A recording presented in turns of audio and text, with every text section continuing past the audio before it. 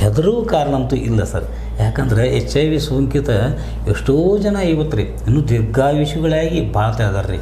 ಆ ನಿಟ್ಟಿನಲ್ಲಿ ಸರ್ ನಮ್ಮ ಭಾರತ ಸರ್ಕಾರ ರೀ, ಕರ್ನಾಟಕ ಸರ್ಕಾರ, ಏಡ್ಸ್ ಪ್ರಿವೆನ್ಷನ್ ಸೊಸೈಟಿ ರೀ, ಇವ್ರು ಏನು ಮಾಡ್ತಾರೆ ಸರ್, ಈಗಂತೂ ಭಾಳಷ್ಟು ಕಡಿಮೆ ಆಗಿದೆ. ಇನ್ನೂ ಜನರಲ್ಲಿ ಅದು ಉಳಿಬಾರ್ದು, ಸಾಧ್ಯಷ್ಟು ಎಲ್ಲರೂ ಆರೋಗ್ಯವಂತರಾಗಿ ಬಾಳಬೇಕು ಅನ್ನೋಂಥ ದೃಷ್ಟಿಯಿಂದ ರೀ ಈ ರೀತಿ ಅಂತೀವಿ. ನಮ್ಮನ್ನು ಕಲಾ ಮಾಧ್ಯಮಗಳ ಮುಖಾಂತರ ನಮ್ಮದು ಕೃಷ್ಣ ಪಾರ್ಯಾತ ಕಲೆ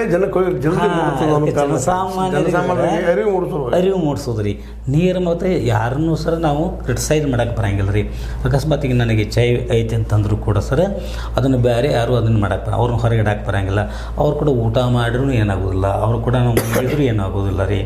ಸರ್ ಇನ್ನೇನು ರೀ, ಅವರು ನಮ್ಮಂಗನ ಅಂತ ತಿಳ್ಕೊಂಡು ಅವ್ರ ಜೋಡಿ ಬಾಳಬೇಕು. ಮತ್ತು ಜೊತೆಗೆ ಸರ್ ಅಕಸ್ಮಾತ್ ಹಂಗೇನಾದರೂ ಅವ್ರಿಗೆ ಇರಿಟೇಟ್ ಮಾಡಿದ್ದಾದ್ರೆ ರೀ ಸರ್ಕಾರ ಕಠಿಣ ಕ್ರಮವನ್ನು ತಗೋತದೆ ರೀ. ಅವ್ರಿಗೆ ಜೈಲುವಾಸ ರೀ ಮತ್ತು ಲಕ್ಷ ಗಂಟಲೆ ದಂಡ ಸಹಿತ ಆಗ್ತೈತೆ. ಅದಕ್ಕಾಗಿ ರೀ ಏನೋ ಒಂದು ಆಗಿರ್ತದೆ ರೀ. ಅವರು ನಮ್ಮವ್ರು ಬಸವಣ್ಣ ಹೇಳ್ತಾನೆ ರೀ, ಇವನಾರ ಅನ್ನೋದು ರೀ, ಇವ ನಮ್ಮ ರೋಗಿನ ದೇವರು ಸರ್. ಯಾರಿಗೆ ರೋಗ ಬರ್ತದೆ ರೀ, ಈ ನಮಗೂ ಬರ್ಬೋದು, ನಿಮಗೂ ಬರ್ಬೋದು, ಯಾರಿಗಾದರೂ ಬರ್ಬೋದು ರೀ. ಮತ್ತು ಯಾರಿಗೆ ಬರ್ಬೇಕಂತೇಳಿ ಯಾರು ಇದನ್ನು ಮಾಡೋಂಗಿಲ್ಲ ರೀ.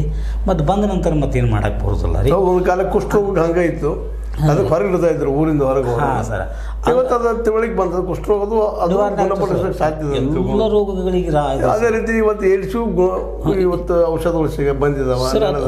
ದೀರ್ಘಕಾಲವಾಗಿ ಬದುಕುವಂಥ ಅನೇಕ ಜನರು ಹೇಳಿದಂಗೆ ಸರ್ 1986ನೇ ಇಸ್ವಿಯಾಗ ರೀ ನಾ ಇದೊಂದು ಏಡ್ಸ್ ಬಗ್ಗೆ ಒಂದು ಆಶಾಕಿರಣ ಅಂತೇಳಿ ಒಂದು ಇದನ್ನು ಪಡ್ತೇನೆ ರೀ. ಯಾಕಂದ್ರೆ ಆವಾಗ ಭಾಳ ಇತ್ತು ರೀ, ಏನು ಅಷ್ಟು ಇದರಲ್ಲಿ ಏನಿಲ್ಲ ರೀ. ಆ ನಿಟ್ಟಿನಲ್ಲಿ ನೋಡ್ಬೇಕಾದ್ರೆ ಸರ್ ಆವಾಗ ನಮ್ಮ ಬೆಳಗೌಡ ಅಂತ ಪ್ರೊಜೆಕ್ಟ್ ಆಫೀಸರ್ ಇದ್ದರು, ಏಡ್ಸ್ ಕ್ಯಾಪ್ ಯೋಜನೆ ಅಂತೇಳಿ ಅವರು ಇದು ಮಾಡಿದ್ರು ರೀ. ಮತ್ತು ಆಗಿನ ಒಂದು ದೃಷ್ಟಿ ನೋಡಿದ್ರೆ ಸರ ಈಗ ನಾವೆಲ್ಲ ಭಾಳಷ್ಟು ಆರಾಮಿದ್ದೀವಿ ರೀ. ಇದ್ರ ಕುರಿತು ಸರ್ ನಮ್ಮ ಒಬ್ಬರು ಸ್ವಾಮೀಜಿ ಇದ್ದರು ರೀ, ಸಂಗಮನಾಥ ಸ್ವಾಮೀಜಿ ಅಂತೇಳಿ ಸರ್, ಅವರು ಒಂದು ಮಾತು ಬರ್ತಿದ್ರು ರೀ, ಈಶ್ವರಚಂದ್ರ ಬೆಟಗೇರಿ ಅಮರ ಆತ್ಮನ್, ಇಂದಿನ ಮಾನವೀಯ ಮನಸ್ಸು ರೀ ನೈಸರ್ಗಿಕ ಅನುಶಾಸನವನ್ನು ಉಲ್ಲಂಘಿಸಿ ಮುನ್ನಡೆಯುವುದರಿಂದ ತನ್ನ ಮೇಲೆ ಮಾನವ ಅನಿರೀಕ್ಷಿತ ಆಪತ್ತನ್ನು ತಂದುಕೊಳ್ಳುವಂಥ ಹಂತದಲ್ಲಿದ್ದಾನೆ.